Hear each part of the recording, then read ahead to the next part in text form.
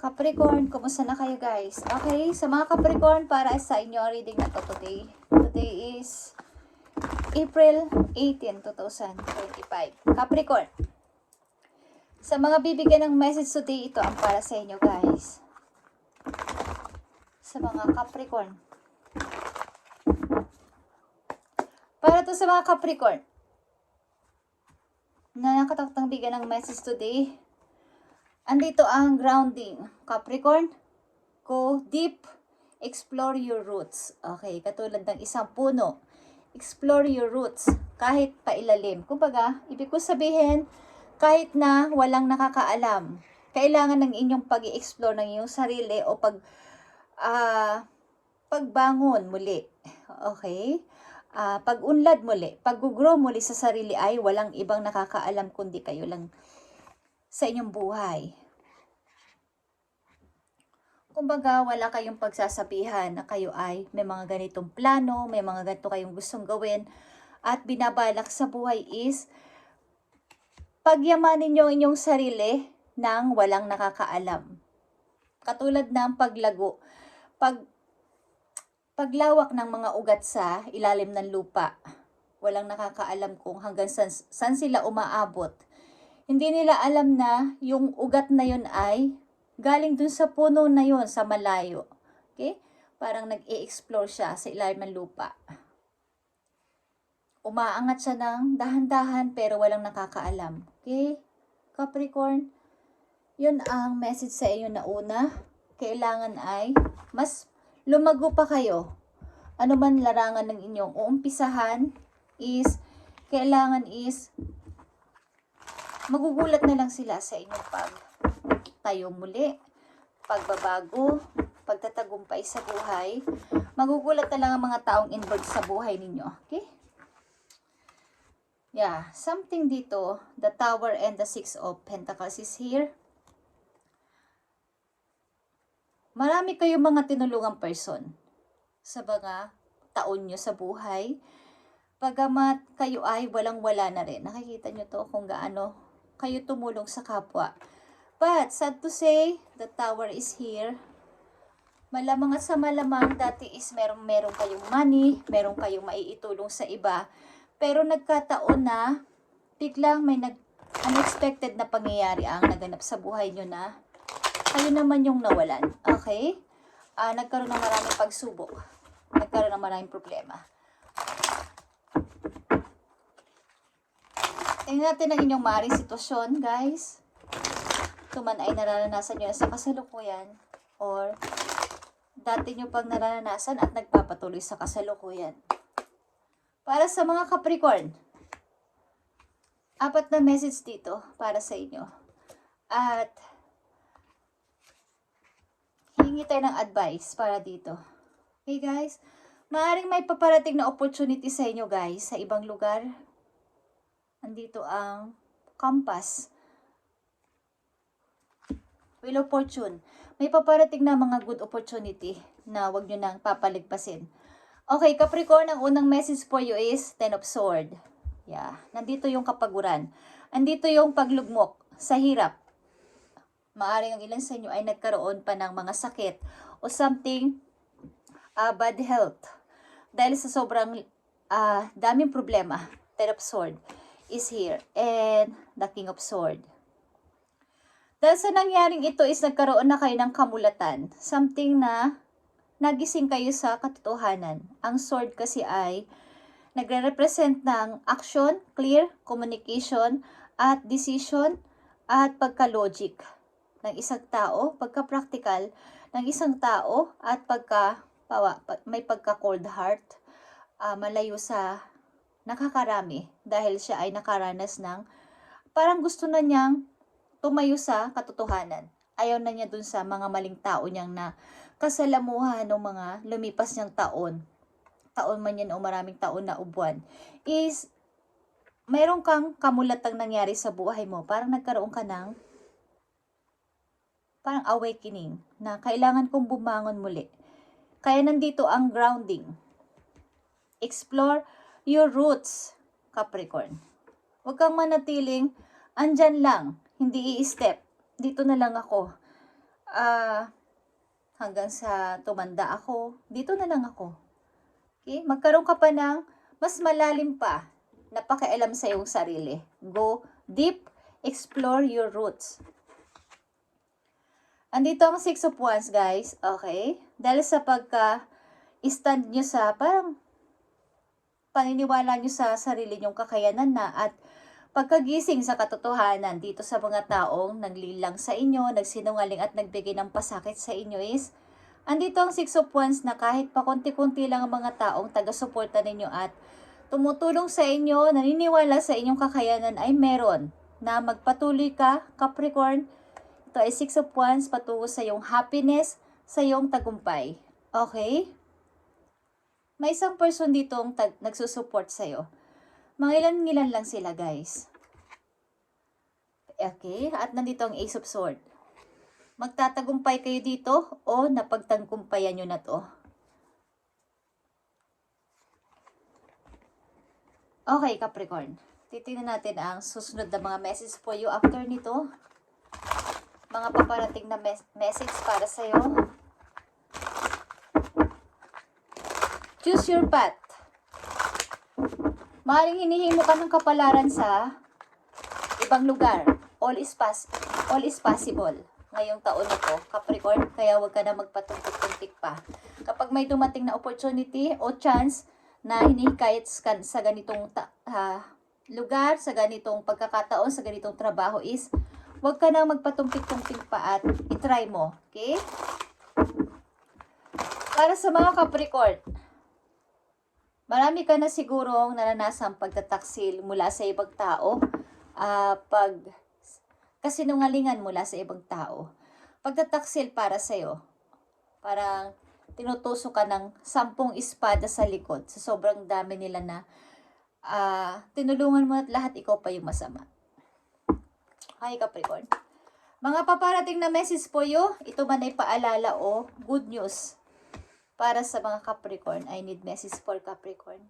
Please, send my message. Okay, andito na naman ang Ace of Sword. Nakikita nyo itong Ace of Sword, Capricorn, at the Fool. Okay, nakita nyo ang the Fool? 0. Ito ay pag-umpisa ng iyong tagumpay, pag-i-start. At 2 of Wands, pamimili sa 2 direction o 2 path. At ito ay, nakikita nyo ang the Hermit. Pagising talaga to sa katotohanan, pag-iisip na bakit nga ba ako nananatili dito naka-stack? Bakit nga ba ako nagpapa-apekto?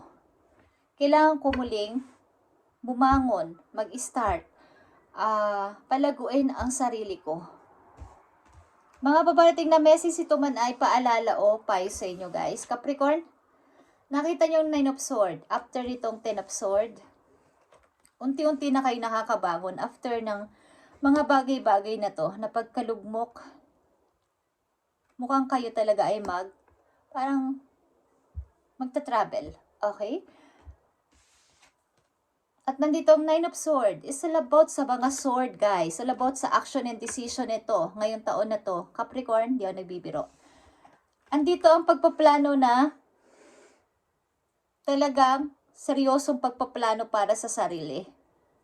Pagpaplanong lumayo, pagpaplanong lumipat, pagpaplano sa mga desisyon na kailangan nalalagyan ko na to ng aksyon ngayong taon na to o ngayong buwan na to. Yeah. King of Cups is here, Capricorn.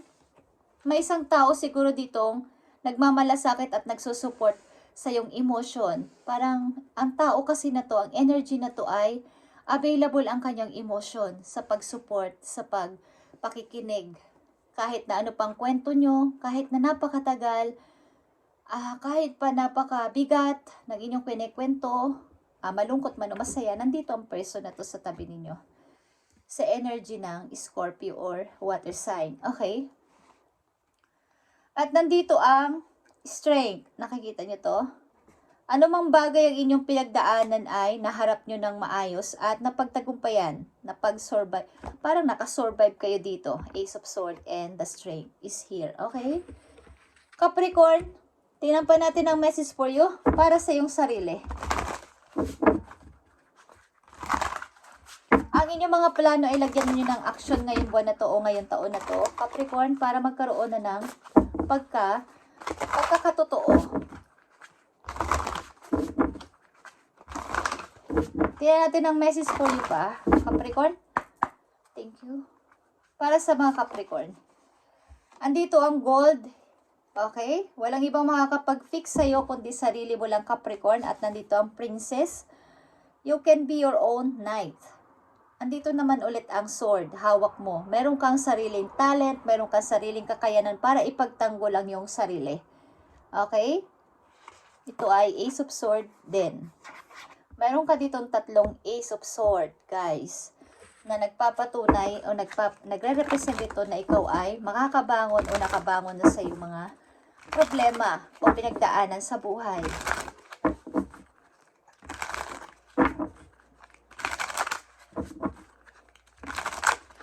Message mo pa sa mga Capricorn na nandito sa reading na gusto mong bigyan ng message, Spirit Angels from Heaven, Lord in Heaven. Bigyan mo sila ng tamang message o advice. Yeah. Paparamdam ang King of Cups, Capricorn. May tao dito sa support sa'yo at aalala sa'yo, magmamahal sa'yo sa energy ng water sign. Scorpio, Pisces, Cancer. Okay? Para sa mga Capricorn, para sa inyong career, o ano man to, tingnan natin. Thank you. Andito ang shift. Okay, shift. Have the courage to change course. Continue to grow and embrace learning. Nakikita nyo to, guys. Kailangan nyo magpalit ng trabaho o magpalit ng ginagawa sa buhay. Mas matuto pa. Mas bagay siguro kayo magluto o gusto nyo ang lagi nagluluto o lagi nasa kusina.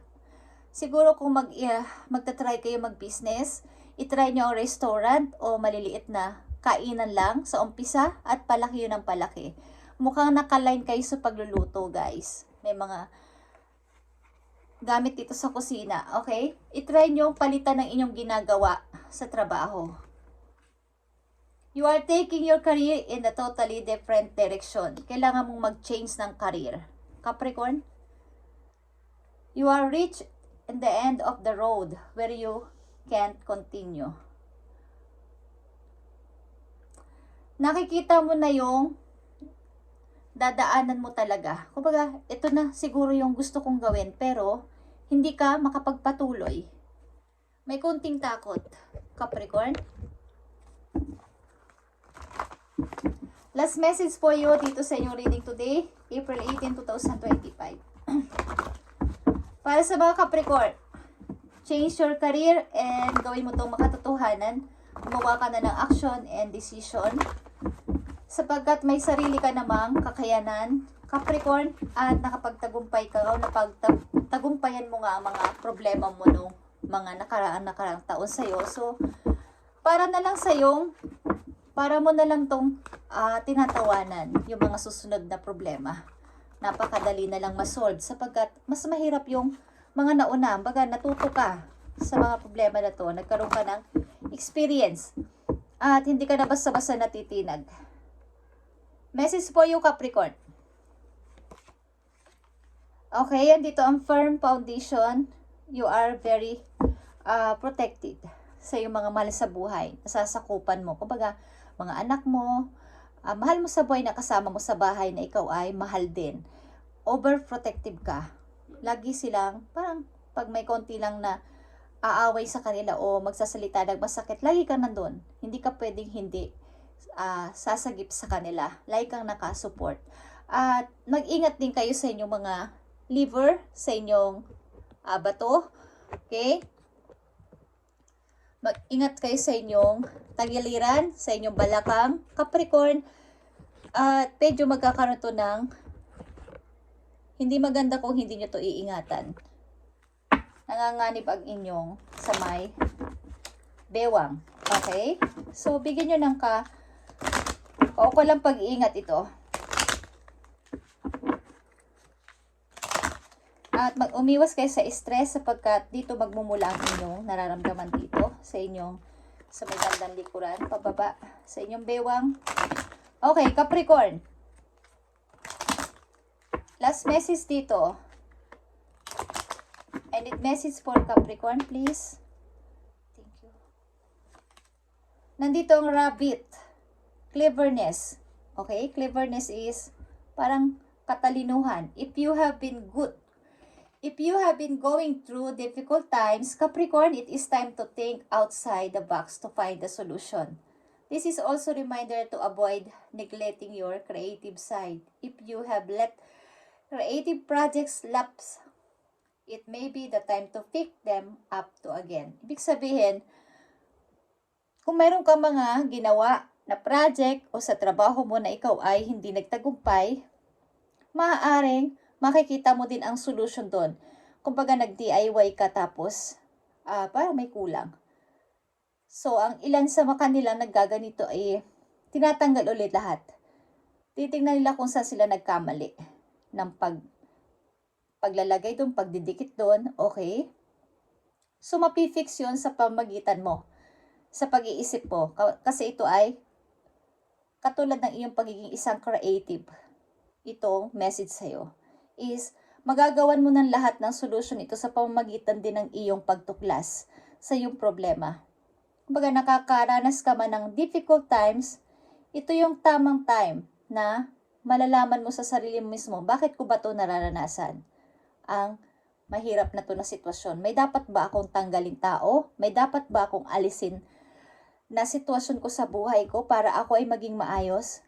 Ikaw din ang makakapag-ayos nito sapagkat nasa makamay mo ang solusyon.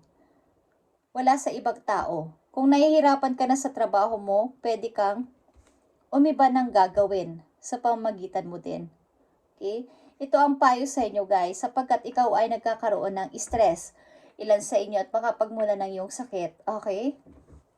Kaya ang unang message sa inyo ay go deep, explore your roots.